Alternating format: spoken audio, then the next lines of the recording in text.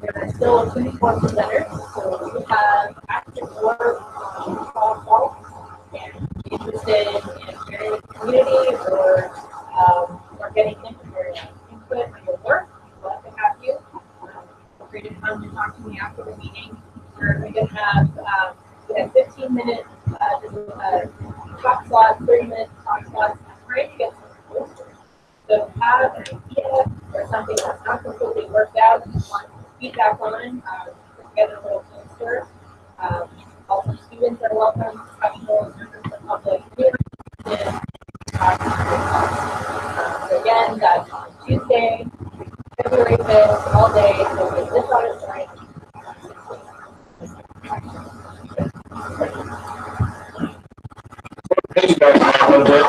I got toying with the idea of maybe the UGA coastal basin and rain symposium, something like that as well. Not necessarily associated with this, but something like that. I contacted the Nevada Geologic Association, see if they'd like to do something like that. Basin and range. I think I'll contact Idaho as well. They'll do some sort of basin and range. Everything basin and range. So I think it's a fun thing. It's not a good thing. I needed to ask for your help on something here. We're starting to think about the field trip. Go with the geosites of Utah. And I've sort of come done an informal survey.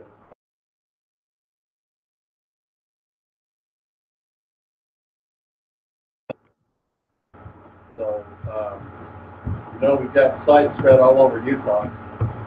And we've got lots of good opportunities for a one-day field trip. Great opportunities for a two-day field trip. So I'd like to get everybody's feedback on it. If you're interested in a two-day or a one-day, so if you get a hold of me, or just let me know, or tell me real quick what your preference would be. Set up. Probably to have them both. We need to start working on both things as soon as we can. So yeah, so let me know what you think about that. Interested in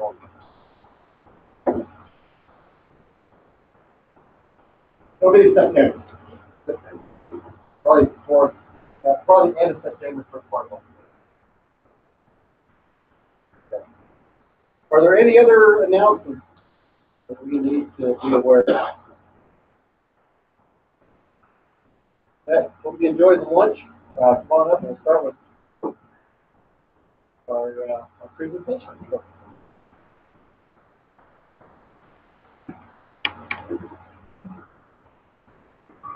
Good afternoon. Today we welcome Randall Irmis, who's Chief Curator of Paleontology at the Natural History Museum of Utah and an Associate Professor in the Department of Geology and Geophysics.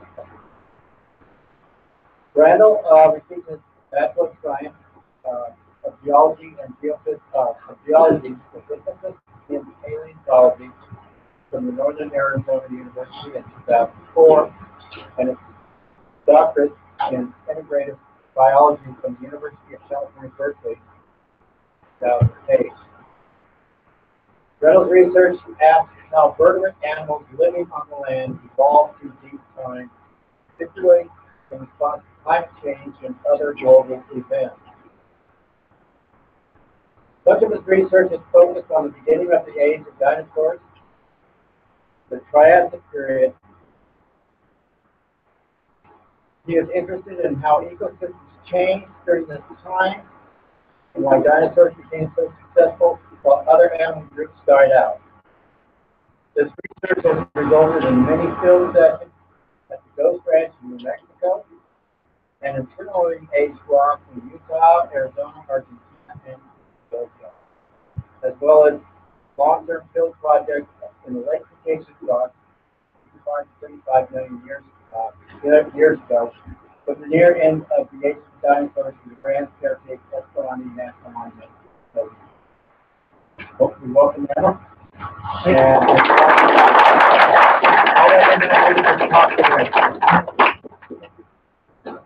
Thanks. I guess I should have sent during a shorter bio. Sorry. So, you know, as you all know, working in Utah is just an amazing place to be a geologist or paleontologist, and particularly for those of us who work in the Mesozoic and late Paleozoic. And there's, as Greg mentioned, our group is working in a variety of different places, but today I want to talk to you about two projects that are related from the Bears Ears National Monument region.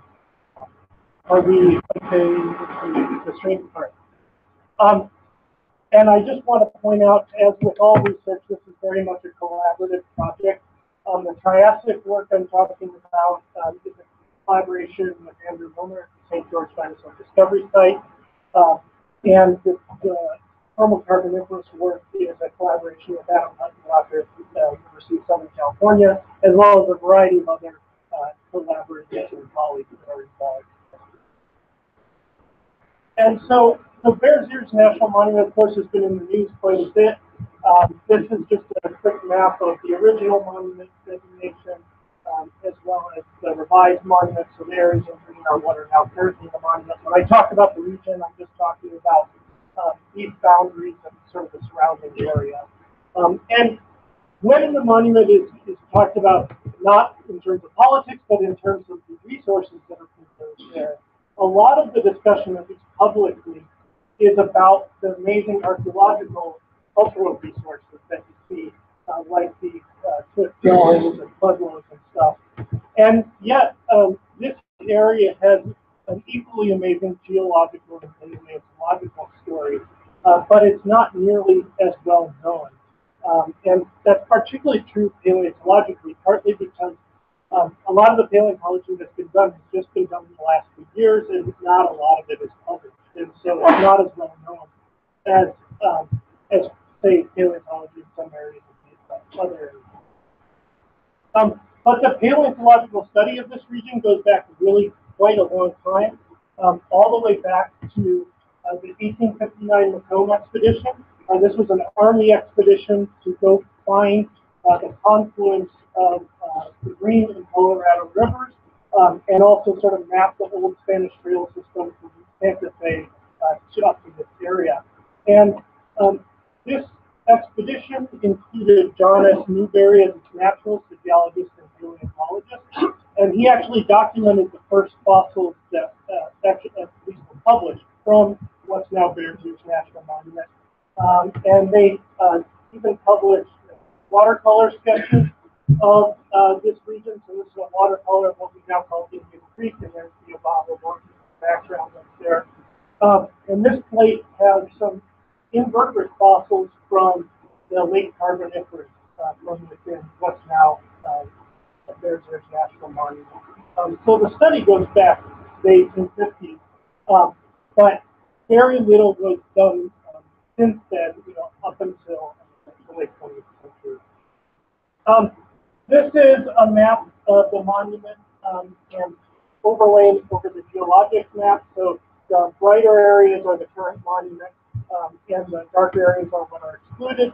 And we've got really good exposures of late Carboniferous through mid-Mesozoic rocks in the monument.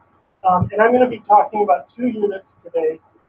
One, and specifically talking about Indian Creek and the surrounding region in the northern part of the monument here. And the two units I'll be talking about are the Cutler group, which traditionally is considered to be early Permian or lower Permian, but it actually probably spans the Carboniferous Permian boundary. And then the Chinle Formation, which is late Triassic in age, and specifically rocks that are about 210 million years old. And so just zooming in here, those two time intervals, the Cutler group here is about 300 million years old, right around the Carboniferous Permian boundary, and the Chinle Formation being about 10 million years before the end Triassic mass extinction of the Triassic-Jurassic boundary. Let's start out by looking at the Cutler. We've seen a lot of reconstructions like this of late Carboniferous, with these cold swamps, all this lush forest with lots of life, giant dragonflies and things like that.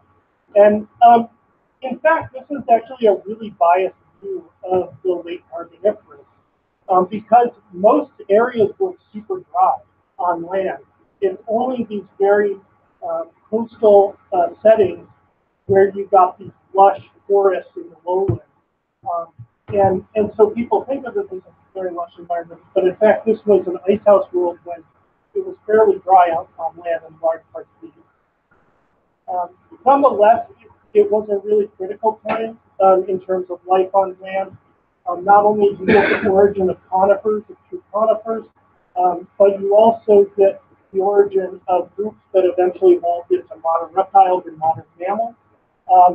And one of the key things about those vertebrate groups is that they evolved the ability to produce hard-shelled eggs. So you can now reproduce on land, not being connected to the water like amphibians and fish are, with that so this time interval, the late Carboniferous Permian transition, is really important because it sort of is the emergence of the first truly terrestrial ecosystems that are not tied to, with animals that are not tied to water. And we get these early ancestors of mammals. So Dimetrodon here is one of our earliest ancestors, not a dinosaur, not a reptile, but an early mammal organism. This is also a really dynamic time in terms of the Earth's climate. So the Carboniferous Permian transition documents a transition from an icehouse state to a hothouse state. And that is a very gradual process. This is a recent plot of this is frequency of glaciation here, and then these lines are glaciation area. And here is sort of the latest Carboniferous and early Permian, and you can see that the glacial area is starting to decrease. So depending on where you are and exactly what time you're talking about, you go from sort of the maximum glaciation during this icehouse world to, by the time of the middle Permian, you're functionally in a hothouse world with no polar ice caps. And that hothouse world persists for the next 200 million years. So this is a major state change in Earth's history. And as a paleontologist, I'm really interested in how did this transition occur and how did it affect the organisms that were on land. This is just a map to show some reconstructions of glaciations based on climate models. And part of the story here is we know during the early Permian there was a significant increase in carbon dioxide levels, the doubling of CO2 quite quickly, going from a sort of state where you have pretty impressive glaciation covering a large part of Gondwana to the retreat of these glaciers, these ice sheets by the middle Permian. This is North America here, 300 million years ago, quite close to the paleoequator here. And Utah I've outlined in green here, and southeastern Utah is right here on the coast of a shallow inland sea. I like to think of this as being somewhat similar to the Skeleton Coast in Namibia today. It's not a perfect analog, but it's pretty similar in that you have these large sandy deserts coming up very close to the coastline, and sometimes with shallow tidal pools, small ponds, small streams and rivers interspersed in this very complex environment. As a result, we have pretty complex stratigraphy for the Cutler group. So as that changes quite a bit as you move not only east to west, but north to south. But the key thing here is that sort of to the east towards the Utah-Colorado border, you have these thick alluvial deposits that are often called the argosic Cutler that are coming off of the Padre Highlands. And those are undivided. They haven't been subdivided into units. But then as you go west, you've got some lower units that are called the lower Cutler beds that are a mix of fluvial and marine units. the predominantly Ionian cedar maple sandstone, and then fluvial Oregon rock formation, and another Aeolian sandstone. And just to make things even more complicated, the area where I'm going to be talking about Indian Creek is right in the middle of where these units intermingle with each other, which is wonderful from a paleoenvironmental standpoint because it gives you a really diverse set of depositional environments, but it makes it really challenging when you're trying to figure out stratigraphically exactly where you are relative to other sites throughout the East. And of course, this is during a time when you're in a giant superchron in terms of the paleomagnetics, so it's not easy to do paleomagnetics to figure out and I want to mention that the cover group as a whole, in terms of work that previously has been done in Bears Ears National Monument, most of that previous paleontological work was done in the Valley of the Gods area, which is the southernmost part of the monument. And so that's work that was done by Peter Vaughn in the 50s and 60s and 70s out of UCLA, and more recently by David Berman and Amy Carnegie Museum. And most recently, my colleague Adam Pudlock has been working with Amy as well in that southern part. But very, very little work has been done outside of this area within Bears here. Peter Vaughn made a few small trips to the Indian Creek area, but really didn't do much work. So it's quite unknown in terms of the paleontological. This is just a chart of the different units in the Valley of the Gods area and the different fossils that have been found. And you can hopefully just see that there's quite a diversity of different species of vertebrate animals that have been found, both in the latest Carboniferous and early Permian parts of the section. So we're hoping to fill this out for the northern part of the monument in the Indian Creek area and see, do we have the similar types of organisms or different taxa, and is it as diverse or less diverse? Or more diverse? Here's a plan view map of sort of Indian Creek area and further south of Moab up here, and natural bridges is down here. And we go from predominantly fluvial units in the northeast to fully Aeolian units in the south. And the Indian Creek area is in this sort of earth margin, fluvially dominated area, but so close to the interface with more predominant Aeolian units. And then the shoreline is somewhere out to the west.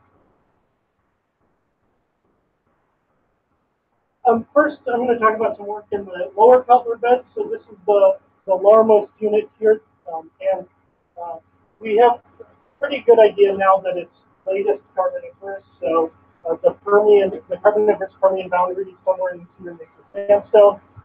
And this is predominantly fluvial beds, but you do get thin marine layers in between. This is a photo right here. We've got a marine carbonate unit here that actually fills an incised channel here, that's incised below it. And so quite a diversity of things, but this is good because these marine units can contain fossils that'll help us date the horizons and tell where they fit in the geologic time scale relative to the GSSP that's defined in the elsewhere. So hopefully those will help us in getting things like conodonts and fuselines to get a better handle on the exact date. That's something we're working on now. And then it's overlain here by the cedar maple, the bottom of the cedar maple.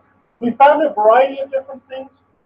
We found a freshwater limestone that had all sorts of different teeth and associated skeletons of lungfish. So these lobe-fin fishes that are alive today that estivate. And this right here, this radiating pattern, that's a lungfish tooth. They're very characteristic and hence it's quite diagnostic as well. So we've also found associated specimens. In the same layer, small little bones of limb vertebrates. This is a little limb bone here. And we found small bones and nothing, small amphibians called Biscaropoids that are probably very closely related to the origin of modern amphibians. There's also really bizarre animals like these animals called gasteropods. They're legless animals that they're not snakes, and they're not amphibians either. There's still a lot of debate about exactly where they fit, but they're probably similar to a modern day custodian, if you're familiar with those. And then we have other sorts of both ray fin fishes as well as low fin fishes that are preserved in this unit.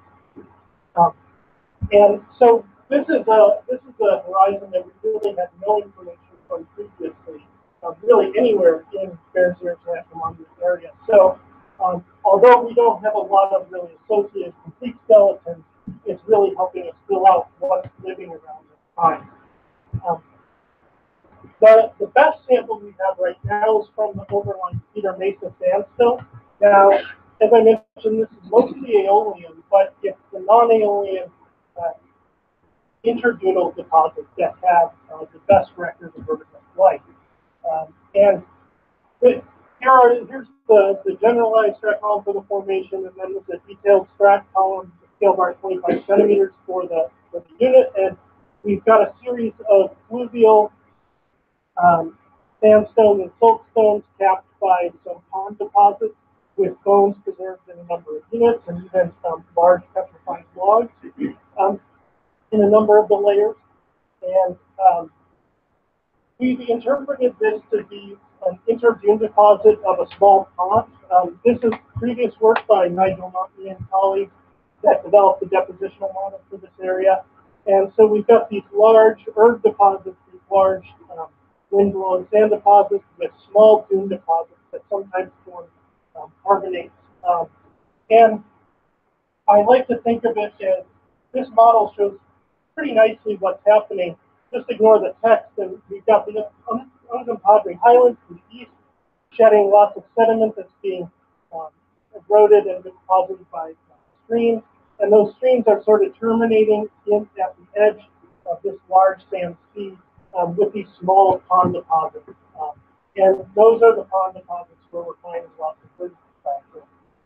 So zooming in here, you can see this nice little pond with a river or stream running into it at the edge of the river. And so probably would look something similar to this, with pond terminating in these streams surrounded by sand dunes, but large enough that you're supporting large trees and some other vertebrate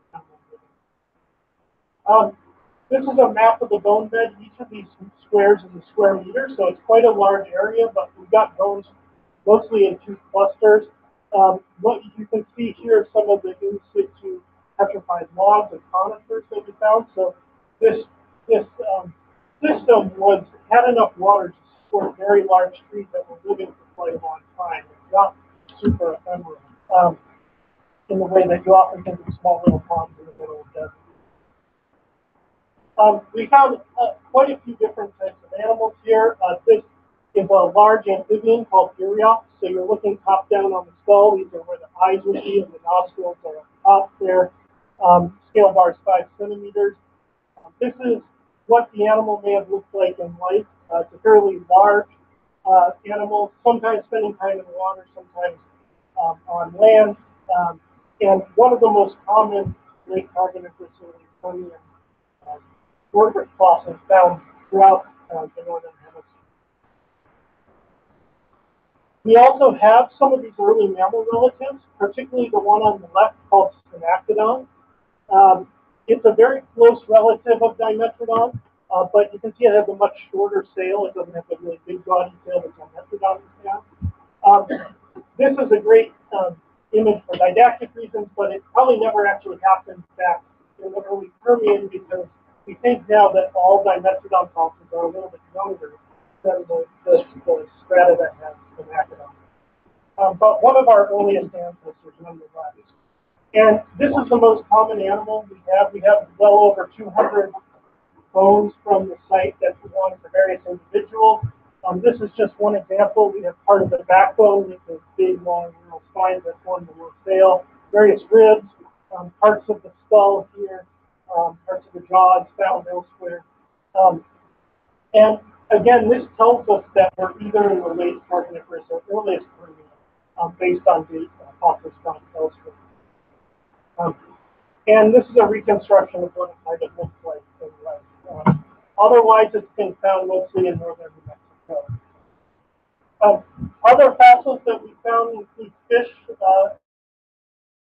this weird legless animal, ichthyod again, as well as some early plant-eating mammal relatives, Adaphosaurids, some of which also were sailback, and another early mammal relative called the Permo-Triassic. So we're really documenting these ecosystems that have the representatives of the earliest mammal ancestors, and hopefully, as we begin to find more fossils, we'll find fossils of the earliest reptile ancestors as well. But those early reptiles tend to be a lot rarer than and so why, other than sort of documenting the fossils that are found in this part of Utah, why is this important? Well, one of the key things is the age. So most of what we know from Western North America from this time comes from deposits in West Texas and Oklahoma. But those deposits we now know are almost 10 million years later in time. So they're squarely within the early Permian as the deglaciation already happened. Now with the stuff we have from Bear Sears National Monument, we know that at least some of the deposits are latest Carboniferous in the earliest Permian, and that's right around the time of peak glaciation and just afterwards. So it's documenting the time interval that's not well preserved elsewhere in Western North America. One of the other nice things is that at least in the lower part of the section, because we have those thin marine units that allow us to get a better handle on age, it allows us to get a better age constraints for these certain assembly goods, which is not possible in other places on the Colorado Plateau. So, for example, in northern New Mexico, you've got these really nice thick deposits from the Cutler group that have fossils in them, but they're not interfinger with marine units, and so the age has been a real question where they are within the latest Carboniferous.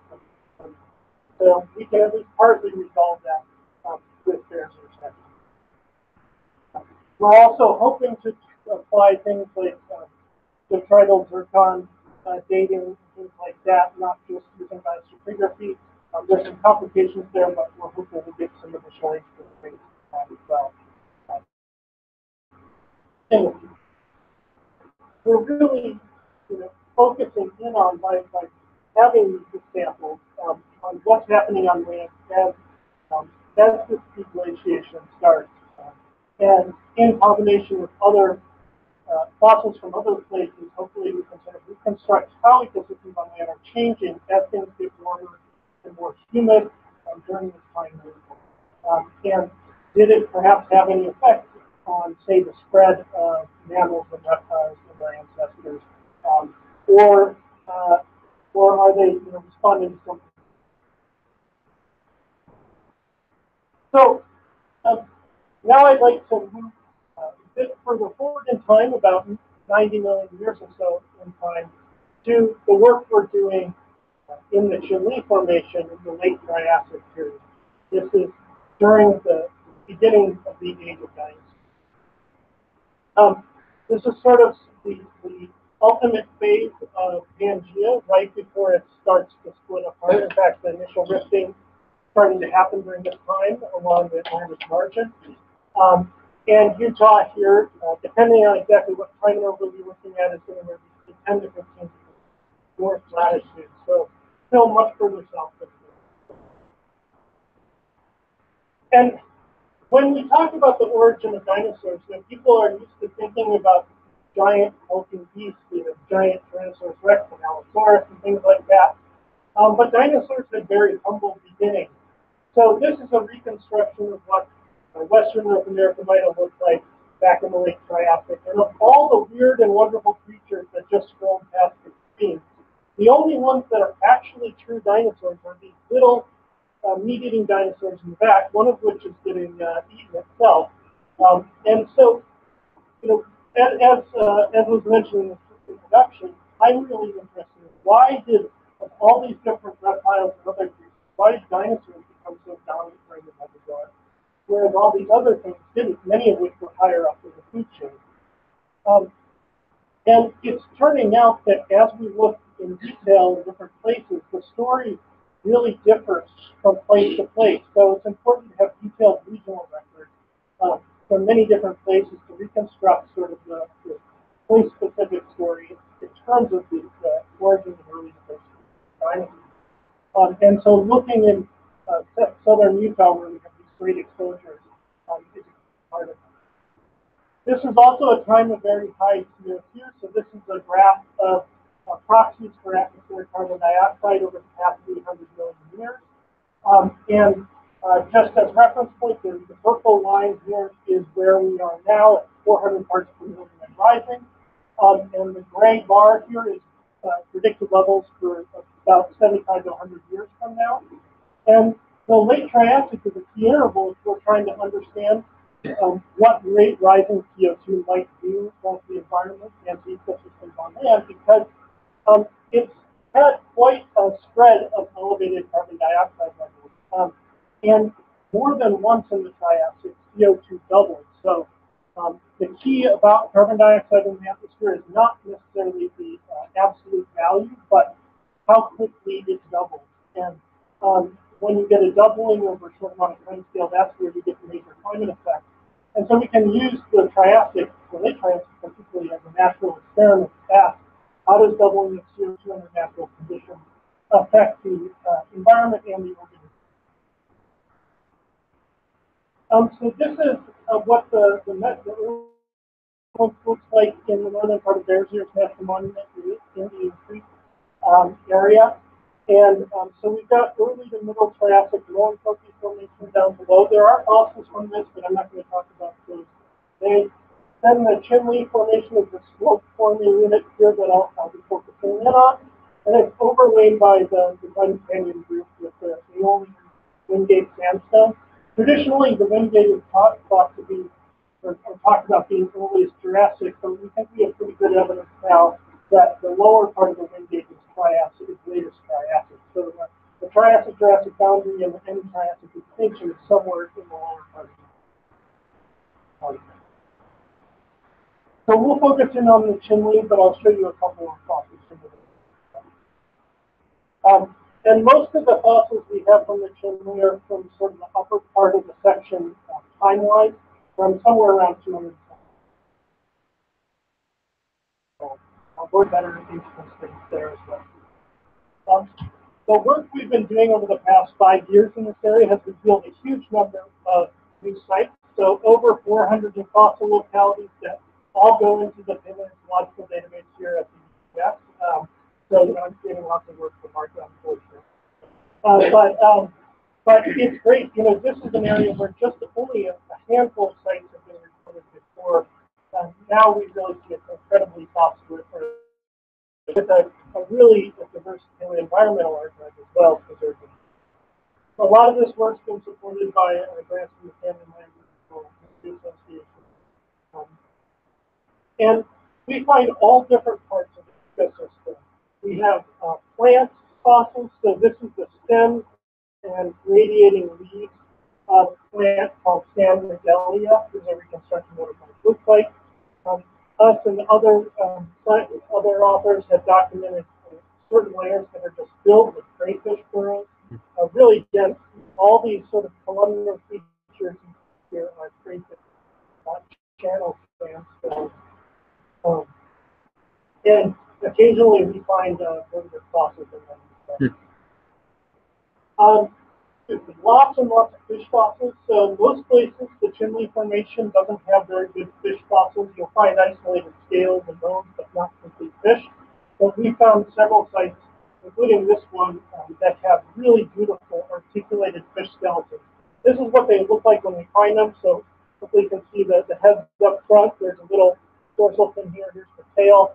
This is another one where most of the bones are running away, but you have a nice impression of the back part of the body. And when they get all the sediments removed, you get beautiful specimens of complete fish here. Here's the eye, the head, that's the body, this more elongated one here. This is from nearby in Lisbon Valley, just as an example of what a prepared one looks like. But this is just a pile of articulating fish, like sticks crossing over each other. And there's actually a freshwater sea life. So it can be a challenge to prepare. This is just one example of something we found this year. So at first it just looks like a dark gray blob, but it's actually a nearly complete fish. So if we zoom in, here is the eye and the head here, and then this is zooming in on the body. Here's one of the fins. Here's one of the fins on the bottom of the body, and you can see the ridged individual scales on it. So this was naturally prepared by erosion, but another nearly complete fish that's preserved in a number of sites. So very unusual for this formation. Amphibians are really rare. Fossils of amphibians are really rare. The few that we have belong to these large amphibians that are called metoplosaurs. They have sort of semicircular flat heads. Kind of look like, when you look at the head and then the jaw, they look like the cover of a whale. So, but you know, they're big enough still. You wouldn't want to run into them in a Triassic stream or something like that. But one thing that's really distinctive is that their skull and also their pectoral girdle has these really large ridges and grooves in the bone. And that's what you're seeing here. So this is part of a pectoral girdle that's been exposed here on top and then in cross-section. We found more fossils of these animals this year, so hopefully we'll have a better idea of what's present, what species, and if there's anything else besides the focus on. Our most common fossil is this reptile called phytosaurs. These have long snouts. They look very much like crocodiles, but they totally independently evolved these long snouts. And we found a number of really beautiful specimens. This site preserved a really complete skull, lower jaws, and a large part of the skeleton. And so here's the lower jaw. Little things, you can see the little holes, but those are all little tooth sockets that were filled with teeth, or even small fish and other things. And then here's the skull, typical snout up here. The nose is up front, so that's, but it's almost between the eyes, so that's one of the reasons we know they're not related to crocodiles, because crocodiles and alligators have their nose at the end of their snout, and so different bones in the skull were linked up by the eyes are back here, back in the skull. And just this year, we found some incredible new specimens. So this is a specimen that was found in March. We actually have most of the rest of it, but I've already removed it from the picture, but it's the skull upside down, so you're looking at the bottom side with all the tooth sockets. And that's what, here's a close-up here. You can see all those tooth sockets in this long upper jaw.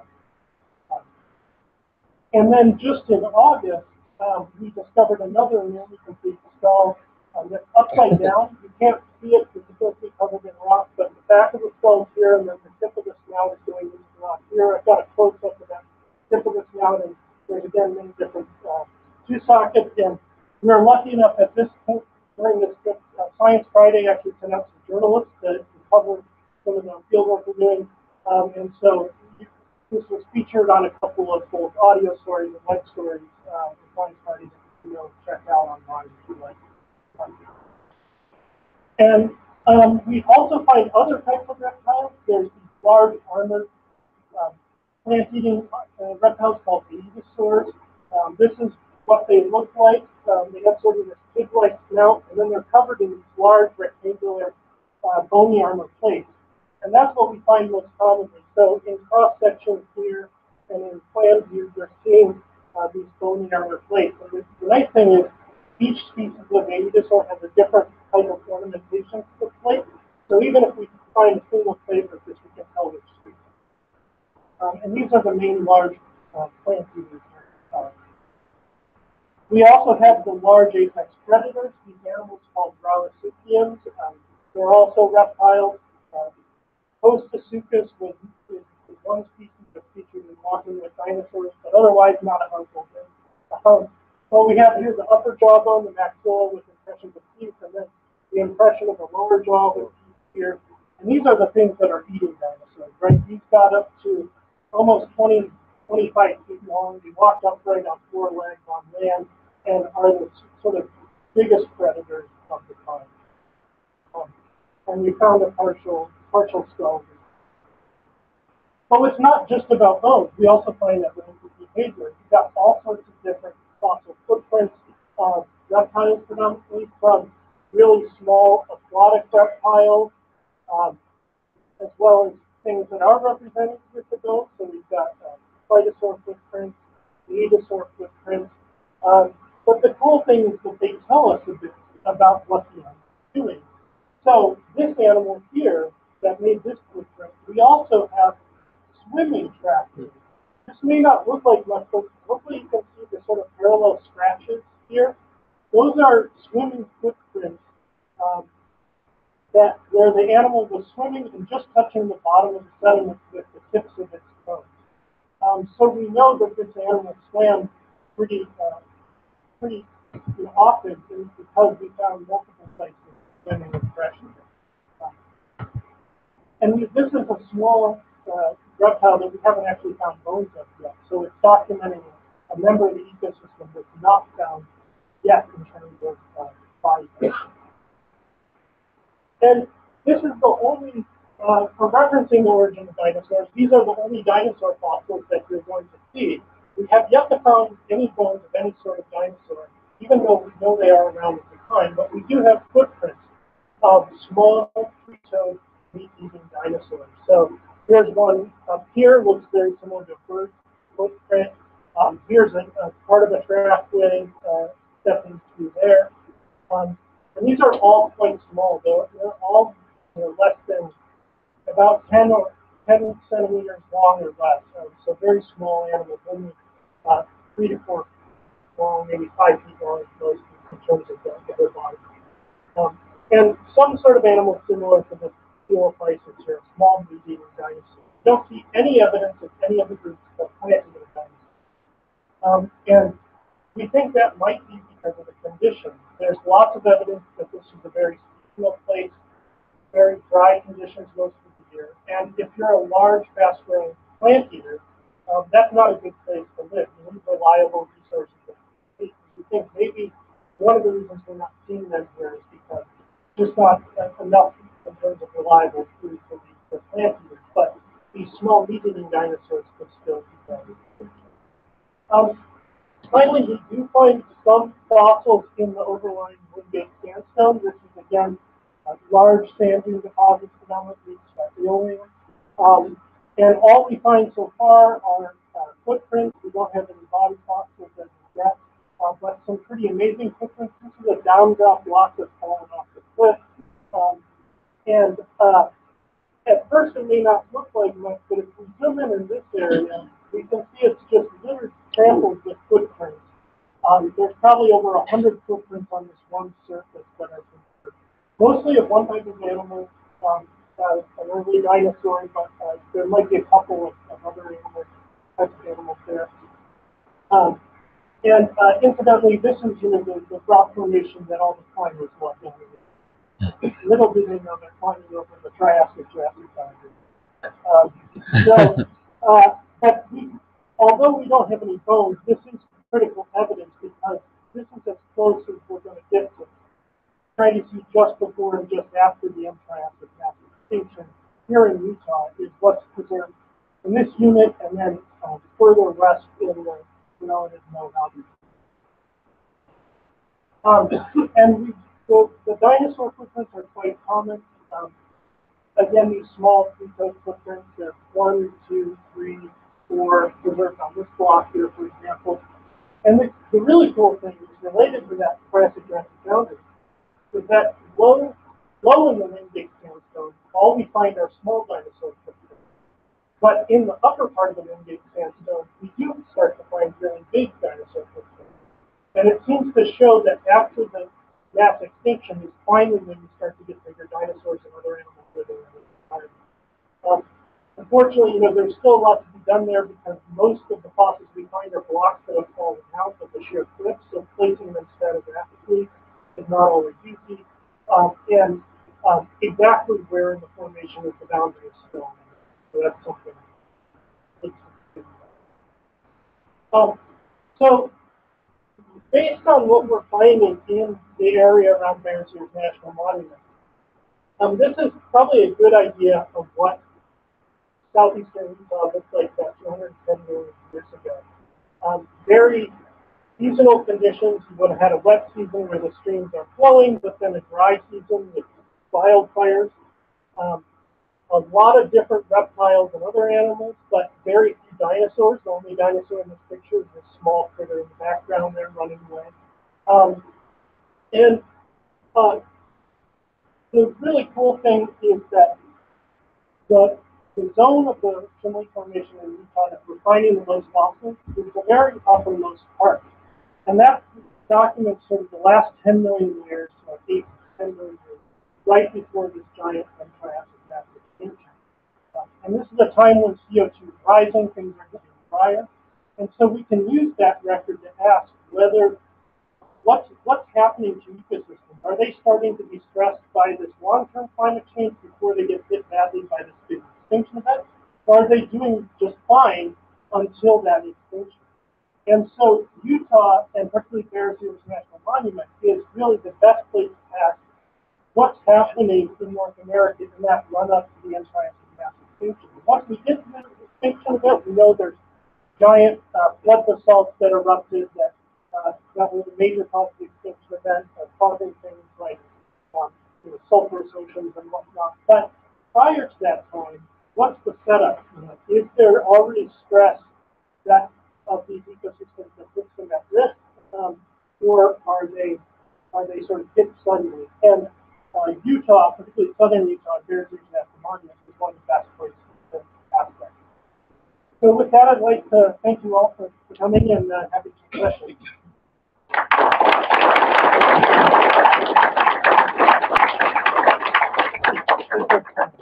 There's time, so we got enough to say that for the question.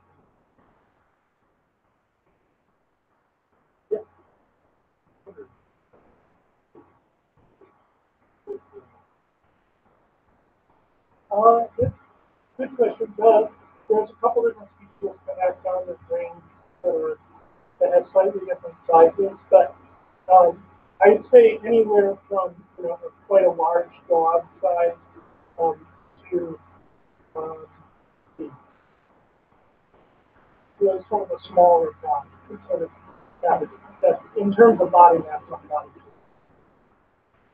weight. So they're not gigantic animals by modern standards, but they're one of the larger animals of their time.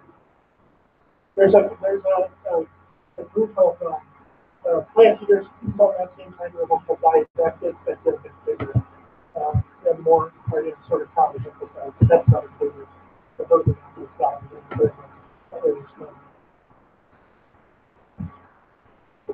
So you've shown us two time periods, about 100 million years. Is that because we don't have much of a record in the intervening 90 or 100 million? It's a combination. So partly there's an unconformity between the top of the Cutler group in this region. Anyway, there's an unconformity between the top of the Cutler group and the base of the Montgomery Formation, which is early Triassic in age. So there is probably 30, maybe 30 more years missing. As you go further west and northwest in Utah, there are marine units that do partially fill that gap, but not completely. But then the Montgomery Formation, which is early to middle Triassic in age, in Utah, it's got lots of footprints, but not a lot of bones in terms of body fossils, in terms of vertebrate animals anyway. Again, once you start to go west and towards central Utah, you start to get marine, interfering marine units that have lots of marine vertebrates in them. But in terms of the non-marine parts, there haven't been a lot in terms of bone stuff. But I think that's just partly because people haven't looked. It was the same case with the Chimney Formation in Utah for a long time too. People just haven't looked.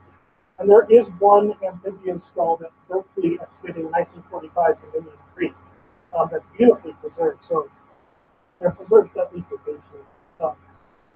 But we haven't really done as much searching in the Montgomery, so yeah, I didn't have very much data to go for it. I talked about it. And then, You have questions? Well, I'd like to. one back there, yeah. On the plan. Yeah, all our work is done under BLM permits, and every year we file a detailed annual report with all the locality information, what we found, and so, the people in the field offices working on that view are aware of our reports, or have access to them. I don't know if they're aware of them, they have access to them. And as mentioned earlier, they also get the data, the locality data gets also recorded in UGA statewide data. Yeah. Did you see evidence of any previous mining activity in the area you were looking? In the Cutler group, there's not, at least in this area, there's no mining evidence I've seen. But people, of course, are interested in the natural gas that's a little bit lower, that's subsurface in the Pennsylvania and Mississippi. In the Chinle Formation, there's quite a few areas where we see evidence of exploration, but at least in Indian Creek, I'm not aware of any mines that were producing in a major way or solving. You'll find additives things that were exploratory, but I'm not sure any of those mines have ever produced much of anything. Now, go just a few miles east in Lisbon Valley, and of course that's the single largest mine of uranium in America. So, there was certainly lots of exploration, but in this particular area, I don't think they found much. Now, would you characterize the issue as the best in the environment? That's sort of the civilian point there, or were there gone? For which time? Well, remember the great sands were there, Oh, probably Jurassic, Triassic, that yeah. thing, but I'm basing what I'm thinking of what those cities looked like back then. Basin and range is tough because in Utah's part of the basin and range, we have some idea because you're still on the edge of the Great Pond during the time. So you have in the Triassic, we're starting to get into the shallow marine. So in the early Permian, I can't remember offhand what's preserved there. Once you start to get into central Nevada, then particularly, well, both in the Permian and Triassic, you're dealing with areas that were completely drained. So they've been, not only have they been affected by multiple events of shortening and lengthening over the past 200 million years, but they've also started out as these exotic drains up. So it gets a lot less complex, the further west you go. But yeah, I mean, the general sense is once as you go west, you're getting closer to the coastline and shallower carbonate platforms.